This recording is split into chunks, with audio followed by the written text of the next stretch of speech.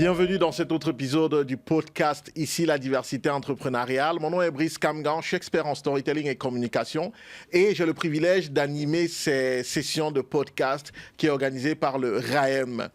Dans le cadre de cet autre épisode, j'accueille une personne inspirante que j'ai le privilège de côtoyer depuis un certain moment et qui a une histoire qui va sans doute vous captiver et qui va vous inspirer. Vous allez recevoir des pépites, des informations qui vont sans doute contribuer à ce que vous puissiez vous mieux gérer des affaires, que vous puissiez avoir des insights, que vous puissiez être inspiré. Mesdames, Messieurs, on accueille à présent Antonielli. Ça va, toi? Oui, ça va. Merci, toi. Ça va super, merci beaucoup. Écoute, merci d'avoir trouvé le temps de venir parce que je sais que c'est pas facile, là. Tu es entrepreneur, tu as des business, mais tu as trouvé le temps d'être là. Merci beaucoup. Ça fait plaisir. On va passer un petit moment ensemble d'échange pour savoir davantage qui est Antonielli. Et c'est par ça qu'on va commencer. Moi, je te connais un petit peu. Donc, si je disais, OK, Antonielli, présente-toi, parle-nous, dis-nous qui est-ce que tu es. Ben, je suis Antonielli et je suis brésilienne. J'habite au Canada depuis 2009. Je suis arrivée au Canada avec ma famille et on est arrivé vraiment à Montréal. Quand on est arrivé au Canada, et j'ai habité 2 ans à Montréal. Mais je pense que comme tous les immigrants, quand on arrive, il faut qu'on habite où est-ce qu'on a le travail parce qu'à ce moment-là, il faut travailler aussi pour survivre. Mon conjoint, il avait trouvé un travail à Gatineau. Alors, en 2011, on a déménagé à Gatineau et ça fait déjà 15 ans qu'on est au Canada. Alors, c'est un peu ça notre histoire pour quand on est arrivé ici au Canada. Et c'est sûr aussi que quand on arrive, les plus grands défis, c'est la langue. Ouais. Surtout qu'au Brésil, on parle que portugais. Et ça, c'était difficile. J'ai fait de la francisation. Mon conjoint, il parlait déjà anglais. Alors, il a commencé à travailler dans une entreprise où est-ce qu'il parlait anglais à Montréal. Et moi, j'ai commencé à étudier le français. Mais même après plusieurs mois de francisation, les français n'est pas facile. Alors, on avait un peu la misère au début avec la langue. Je pense que la barrière de la langue, c'est vraiment les plus difficiles quand on arrive dans un nouveau pays. Excellent, oui, tout à fait. C'est pas évident parce qu'on est appelé à communiquer tous les jours, donc il faut utiliser cette langue-là, c'est pas facile du tout. Vous êtes propriétaire d'une entreprise, entre autres, vous avez plusieurs business, mais Rio Açaí, oui. Et que j'ai eu le privilège de connaître et de goûter. Je prononce ça en brésilien, Rio Açaí. Oui, c'est ça. C'est un Acai. Acai, c'est en anglais. Voilà, Açaí, Rio Açaí. Et wow, des saveurs extraordinaires, c'est vraiment bon. Comment est-ce que vous en êtes arrivé à créer cette entreprise-là? Quelle est l'histoire derrière la création de Rio Açaí? Ben, en fait, moi, j'ai étudié en affaires au Brésil. Okay. Et quand j'ai déménagé au Canada, j'ai commencé, après la francisation, j'avais commencé à travailler dans un Dollarama. Et c'est là vraiment, j'étais comme commis de plancher. Okay. C'est là que j'ai pu vraiment pratiquer le français. J'ai travaillé pas longtemps, j'ai travaillé juste 3 mois. Après ça, j'ai commencé à travailler dans une grosse entreprise. J'ai commencé à travailler chez Jean Coutu à l'époque. J'étais aussi dans la gestion et à Montréal. Quand on a déménagé ici, j'ai continué aussi pour Jean Coutu parce que c'était une franchise, mais il m'avait référé aux franchisés de la région. J'ai commencé à travailler toujours dans la gestion. Et je pense que quand on est en affaires, on a toujours un petit désir aussi d'aller travailler ou d'aller faire quelque chose pour nous.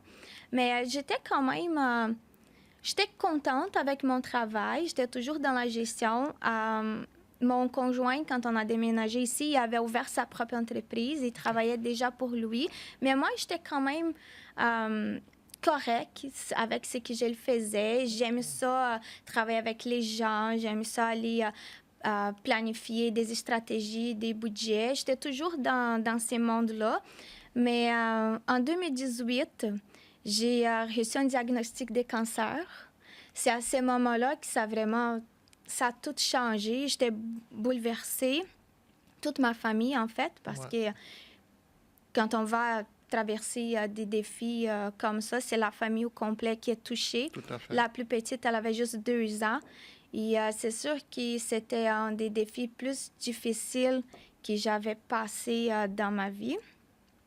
Et après ça, ça a changé beaucoup de choses dans la tête. Hein. On commence à penser des rêves qu'on a, on laisse toujours pour demain. Et quand moi, j'ai retourné au travail, c'était en 2020, quand j'ai retourné au travail, 3 mois plus tard, j'étais renvoyée. Wow. Et à ce moment-là, mon monde était fini parce que j'aimais vraiment qu'est-ce que je faisais. Et mon mari, il était toujours à côté de moi. Il disait, Antoniali, t'aimes ça tellement travailler. Tu travailles 40, 50 heures par semaine et tu travailles toujours pour quelqu'un d'autre. Tu as toujours voulu en avoir quelque chose.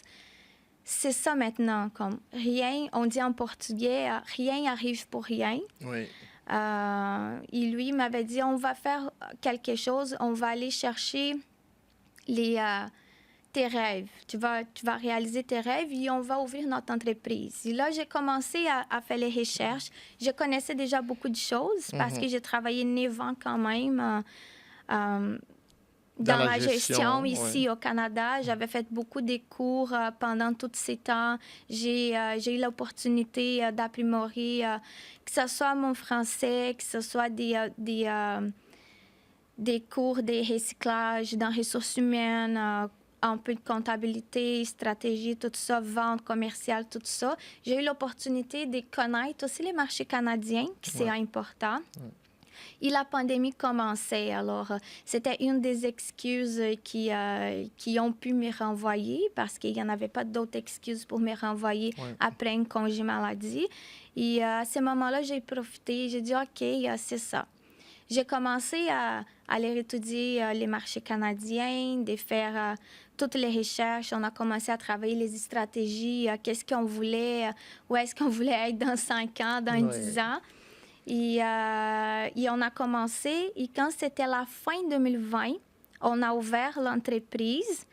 Et c'est à ce moment-là qu'on a commencé, OK, là, c'est vrai, c'est réel. Je vais travailler 40, 50, 100 heures s'il faut, parce que c'est toujours comme ça, quand tu décides d'ouvrir quelque chose, tu vas travailler 30 heures par jour. Exactement. Mais et après ça, on a décidé vraiment d'ouvrir. Et lui, il travaille aussi à temps plein avec moi. Les deux, on travaille aujourd'hui à temps plein sur nos entreprises. Et ce que je peux vraiment dire à quelqu'un, si je suis en mesure aussi de pouvoir donner un conseil, c'est on ne doit pas attendre que quelque chose de pire arrive pour pouvoir réussir ou pour avoir le courage. Okay. Moi, j'ai eu besoin de tomber malade pour avoir le courage d'aller réaliser quelque chose qui ça a toujours été mon rêve et que j'étais capable de le faire. Mais moi, je pensais pas que j'étais capable avant. Comme j'ai eu besoin de traverser plusieurs choses pour pouvoir réussir à le faire quelque chose qui, aujourd'hui, c'est facile, c'est naturel, mais avant, j'avais peur.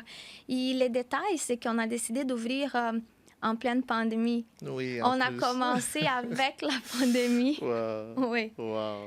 Courageux. Ça, c'est courageux, c'est inspirant. Et puis, j'aime beaucoup le fait que tu dises qu'il ne faut pas attendre d'avoir une situation difficile, un choc, pour aller vivre ses rêves. Parce qu'à la fin de la journée, là, ce choc qui arrive, là, peut être même la fin de la vie complètement et on n'aura jamais vécu ses rêves. Hein? Oui, oui. Ça, je suis 100% d'accord avec toi. En fait, je suis la preuve qu'on ne peut pas attendre. Exact. Et ça fait 5 ans que je suis en rémission en ce moment et je suis vraiment très fière de pouvoir dire que je suis en rémission depuis 5 ans. Bravo, bravo. En tout cas, on est content de te voir en forme et de voir que ta compagnie, là, tu travailles fort là-dedans. Comme tu as dit, tu es prête à travailler 50, 40, 100 heures si c'est nécessaire. Ça me fait penser un peu à ma femme. Tu sais, ça, on est tous passionnés par nos entreprises quand on travaille. Un jour, ma femme... je travaille aussi très très fort, comme la nuit dernière je me suis couché à 3 heures et puis on s'est réveillé à 6 heures pour prier et méditer avec les enfants, mais c'est ça, c'est comme ça que je bosse tout le temps. Et un jour ma femme m'avait dit, elle est venue dans mon bureau à la maison, c'était pendant la pandémie justement, elle est entrée dans mon bureau, il était peut-être 2-3 heures du matin et puis elle m'a dit, ah Brice, j'espère, elle a dit, mon chéri, j'espère qu'un jour tu vas m'aimer comme tu aimes ton travail. Et je lui ai dit, tu sais évidemment que j'étais plus que toi. J'ai juste fermé mon ordinateur, je suis parti avec elle. Mais c'est ça, donc on est passionné par ce qu'on fait et c'est juste inspirant. Euh, L'autre chose, Antonielli, que je voulais te demander, c'est donc, dans la création de Rio Oui. Açaï, c'est quoi le principal obstacle que vous avez rencontré sur votre chemin, que tu as rencontré? Ben, en fait, vu que nous, on avait commencé au même temps que la pandémie, Ouais. c'est que ça fait vraiment plus mal. L'obstacle principal, c'était vraiment les financements. Mhm, Parce que quand la pandémie avait commencé, il n'y en avait aucun financement. mhm. C'était zéro financement. Et nous, on est dans la restauration. Alors, Oui. surtout, tous les financements pour la restauration étaient vraiment en pause. Mhm. Il y en avait aucun organisme, aucune banque, rien. Mais nous, on avait fait toute l'étude des marchés, on avait monté les stratégies, on avait élaboré les plans d'affaires. Pour nous, le plus difficile, c'était vraiment pouvoir décortiquer parce que même si nous, mon conjoint aussi, lui, étudié en affaires au Brésil, même si nous, on avait étudié en affaires au Brésil, on ne connaissait pas les marchés canadiens. C'est vraiment, il faut plonger dans la culture pour pouvoir réussir et faire quelque chose. Le plus difficile, c'est ça. C'était de pouvoir établir où est-ce qu'on va commencer. Ça va être qui vraiment mon public? Parce que je ne peux pas vraiment juste aller chercher mon public brésilien. Non. Alors, mes publics latinos et les Canadiens, qu'est-ce que moi je peux offrir aux Canadiens? Parce que c'est ça la majorité, c'est ça mon public principal. Tout à fait. Il faut vraiment plonger dans la culture, d'aller étudier, d'élaborer les plans d'affaires. Et à chaque fois que nous, on commençait à regarder, on est allé, on se couchait tard aussi. Des fois, on restait dans des centres d'achat jusqu'à la fermeture, juste pour observer. Qu'est-ce qu'on fait aujourd'hui? On fait rien. On va rester assis et on va observer Wow. parce qu'il faut aller chercher la culture, il faut observer, il faut prendre toutes les statistiques. Et c'est ça vraiment qu'on avait fait. Tout ça, on avait fait pendant un an. Wow. J'avais pris le temps. Je suis allée faire beaucoup de spécialisation ici au Canada. J'ai fait beaucoup des recherches sur les marchés. Après un an qu'on avait établi qu'est-ce qu'on voulait, les fameux plans financiers, Oui. ça nous a pris plusieurs nuits, là, parce que ça, c'est le plus difficile. C'est un nouveau produit. Comment qu'on va pouvoir introduire un nouveau produit? La pressification aussi, c'est quelque chose de très difficile quand tu travailles avec importation. Au début de la pandémie, c'était les problèmes d'importation, c'était les problèmes, il n'y en avait pas de conteneurs. Tous les prix ont doublé, triplé. Et c'était un peu difficile aussi d'aller faire la pressification. On est certifié bio aussi. Alors, ça a joué un peu avec nos démarches, avec nos marchés, avec les clients cibles. Tout ça, ça a joué un peu aussi dans les stratégies qu'on avait faites. Mais une fois qu'on avait réussi, qu'on a vraiment plongé dans ces mondes, on a deux succursales aujourd'hui, ici et aussi en Ontario. Oh, wow, magnifique. Bravo, bravo, bravo. C'est inspirant. C'est la preuve qu'il ne faut pas abandonner malgré les obstacles. Il faut continuer d'avancer. Et d'ailleurs, j'ai envie de rebondir là-dessus. Je veux savoir si c'est ça ou pas qui est ta fierté, ta grande joie. Mais qu'est-ce qui te fait... de quoi es-tu le plus fier aujourd'hui concernant Rio Açaï? Quand tu regardes là où tu es rendu aujourd'hui avec ton époux dans le cadre de cette entreprise-là, qu'est-ce qui te rend le plus fier? En fait, c'est toujours... quand on crée une entreprise, c'est comme nos enfants. Comme nous, juste pour choisir les noms, ça nous a pris longtemps parce qu'il fallait choisir les noms, mais les noms, pas juste quelques noms. Ça. Les logos aussi, c'était nous qui avait créé. C'était un autre défi qu'on avait eu aussi. Et à chaque fois qu'on a un client qui rentre chez nous ou qui va aller faire des reviews pour nous, on a toujours des 5 étoiles. Les clients ils vont dire « Oh mon Dieu, j'ai fait un voyage au Brésil. Wow. » Ça me laisse comme « OK, on a réussi. Là. On a fait la bonne job. » C'était vraiment les commentaires des clients parce que c'est ça qui fait changer les choses. C'est ça qui va le faire améliorer aussi. Si un client, il il peut nous dire qu'il a réussi à faire les voyages. C'est ça que nous, on voulait au début. Je veux que toi, tu rentres chez nous, parce que c'est vraiment chez nous, là, on passe plus du temps là-bas que chez nous. À la maison, c'est ça. Exactement. Si tu rentres chez nous, tu vas le manger, on a la musique, on fait toute une ambiance aussi. On a travaillé tout. On a travaillé l'ambiance, on a travaillé notre déco. Si tu peux me le dire à la fin, « Ah, Antonia-Lee, c'est vraiment bon, j'ai jamais mangé aussi bon et j'ai fait mon voyage. » C'est comme si j'étais dans le sud. Wow. C'est fini. Wow. C'est fini pour moi. Wow, magnifique, magnifique. Effectivement, puisque c'est ça, tu travailles pour que les gens à la fin soient satisfaits, qu'ils puissent faire ce voyage-là au Brésil. En restant à Gatineau. Oui, c'est ça. Même s'il fait moins 30, là, un peu de chaleur, ça fait du bien. Excellent. Écoute, c'est super intéressant. Et aussi, l'autre aspect que je voulais savoir, c'est ce qui te motive tous les matins à te réveiller, à travailler fort dans ce projet, c'est quoi? Qu'est-ce qui te motive? Bien, en fait, ce qui me motive, c'est vraiment comme moi-même, comme personne. C'est sûr que quand moi, je pense en faire quelque chose, et comme mon conjoint aussi, on veut toujours faire l'excellence. Ouais. Alors, quand on embarque dans un projet, on veut toujours en avoir l'excellence. Ouais. Alors, c'est ça vraiment. À chaque jour, des fois, on se parle à la maison. Aujourd'hui, on ne travaille pas. On ne va pas parler de travail à la maison. 5 minutes plus tard, est-ce que tu as acheté ça? Est-ce que oh, mais on ne parlait pas de la business aujourd'hui, mais c'est impossible. C'est comme... Ma tête, elle n'arrête pas. Ouais. C'est ça. Ouais, c'est ça. La plupart des couples, les gens qui sont en affaires en couple, là, c'est tout ce qu'ils disent, quoi, qu'ils n'arrivent pas à... Ils sont à table, ils se promettent que, OK, on ne parle pas affaires, on ne parle pas de... Mais après, ils se retrouvent en train de parler. Ça marche pas. Non, chez nous, ça ne marche pas, ça. En tout cas, c'est bien. C'est ça aussi qui... je crois que c'est ça qui permet d'avoir de beaux résultats, d'offrir l'excellence à vos clients, à vos clientes. C'est le fait de pouvoir en parler tout le temps, d'être vraiment connecté à votre business. Ouais. Ouais. Alors, tout à l'heure, tu avais donné un conseil à quelqu'un qui hésiterait à se lancer dans ses rêves, par exemple, de dire de ne pas attendre qu'il y ait un choc. Maintenant, j'aimerais que tu donnes 1, 2 ou 3 conseils à quelqu'un qui a déjà décidé de se lancer en entreprise, de créer son entreprise. Ce serait quoi, avec ton expérience, les conseils que tu lui donnerais? En fait, la personne qui a déjà décidé, il faut jamais arrêter d'étudier. Ça, c'est la première chose. Moi, je cherche toujours à me recycler, à aller chercher la nouvelle information. Surtout aujourd'hui, tout change vraiment très vite. On ne peut pas juste, OK, c'est ouvert, mon entreprise est déjà ouverte, c'est correct. Non, c'est pas correct.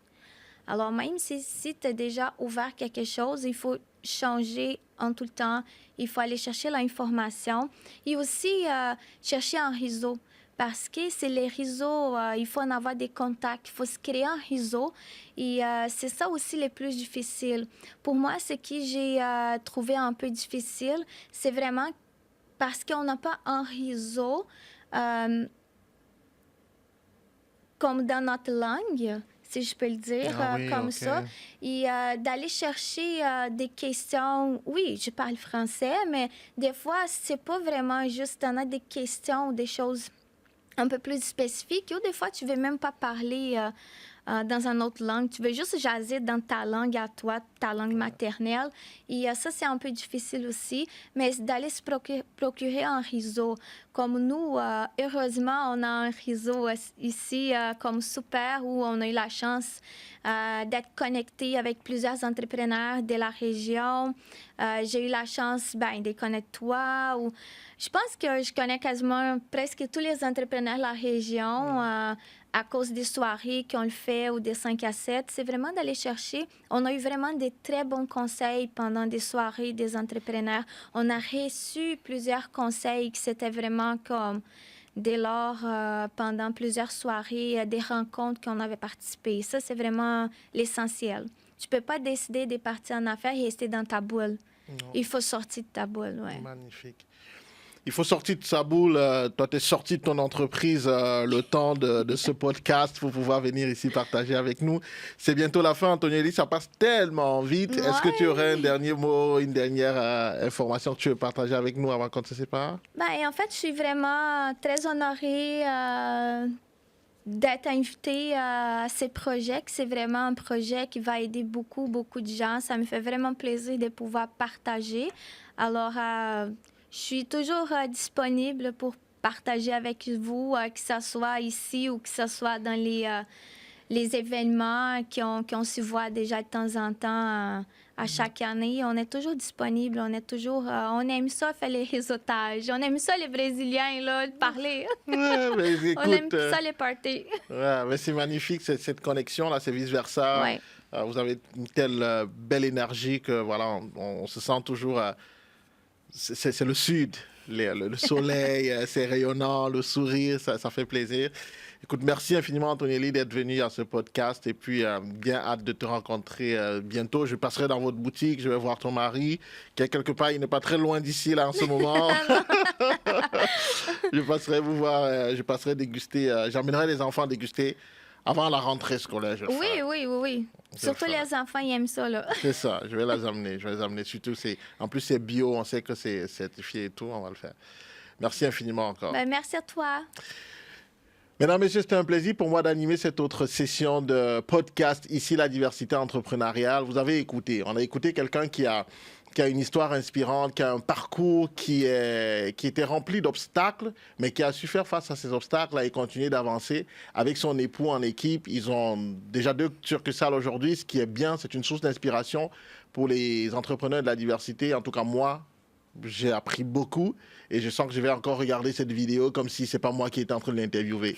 Prenez bien soin de vous et on se revoit très très bientôt pour un nouvel épisode. Mon nom est Brice Kamgang et à très bientôt. Au revoir.